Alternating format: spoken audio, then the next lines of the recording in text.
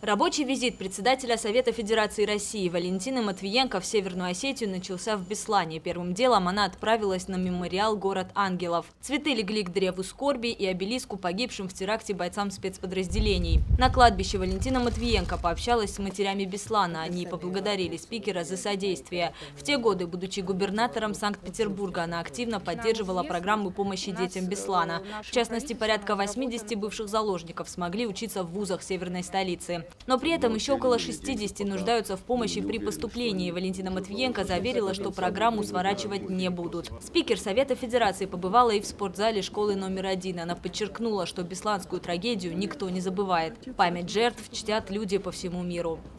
То хоть прошло там уже 11 лет, скоро, вот в сентябре будет 11 лет, никто не забыл в России эту трагедию.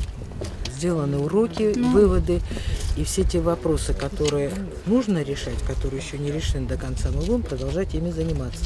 Следующий пункт – недавно открытый родильный дом в Беслане. Центр оснащен самым современным оборудованием. Здесь способны выходить новорожденных практически любого веса. Но главной целью визита председателя Совета Федерации стало открытие нового центра реабилитации детей-инвалидов ИР. Это заведение – отличный пример государственно-частного партнерства. Его построила некоммерческая организация «Лавар», которую учредили Олег Хацаев и Руслан Икаев. Теперь его безвозмездно передали на баланс Республиканского министерства труда и социального развития. Открытие не просто так приурочили ко Дню защиты детей. Особенным ребятишкам здесь готовы помогать практически круглосуточно. Для этого в центре созданы все условия. Это, конечно, психолого-педагогическая коррекция, это услуги логопеда. Причем услуги психолога не только для детей, но и для родителей. Это, конечно, кинезотерапия, это главное, наверное, любимое лечение для детей ДЦП. Оно представлено иппотерапией, тренажерами самыми современными. Также физиотерапия, как водолечение, так и аппаратное лечение. Стоматологическое обслуживание этих детей, что, конечно, не менее иппотерапии важно для этих деток. Настоящей фишкой этого центра стала собственная конюшня. Занятия с лошадьми помогают нормализовать не только психическое, но и физическое состояние маленьких пациентов. Иппотерапия – один из самых эффективных способов реабилитации детей с диагнозом ДЦП. Врачи говорят, что биомеханика тела лошади способствует развитию мышц наездника. Подобрать правильного коня очень сложно. Здесь большую роль играет и его размеры, порода и даже темперамент. Здесь, в этом центре, 4 коня. Каждый из них соответствует всем требованиям.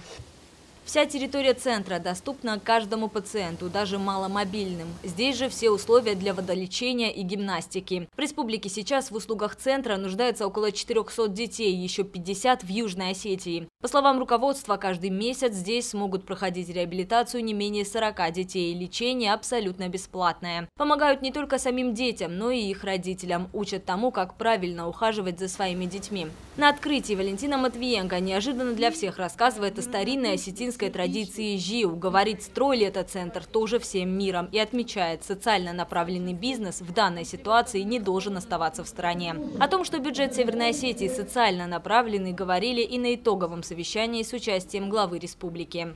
Получить согласие председателя Совета Федерации на краткосрочный визит, рабочий визит в республику, это, конечно, большая ответственность была для меня, моих коллег в республике, потому что мы посчитали, что итогом многолетней совместной работы бизнеса и государства был тот главный объект, на котором вы сегодня вместе были.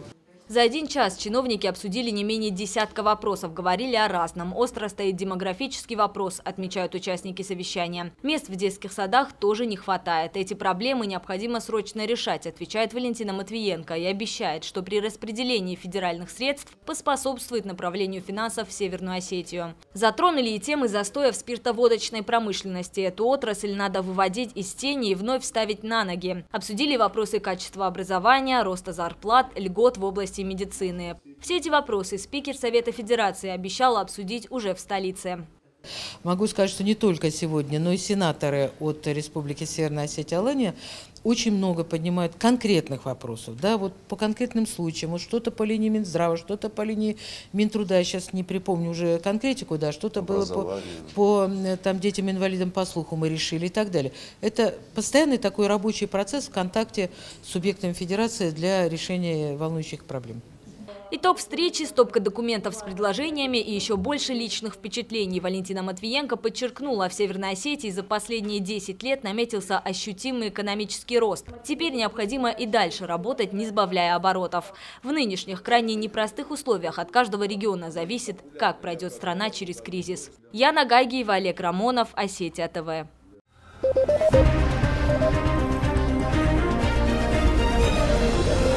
Thank you.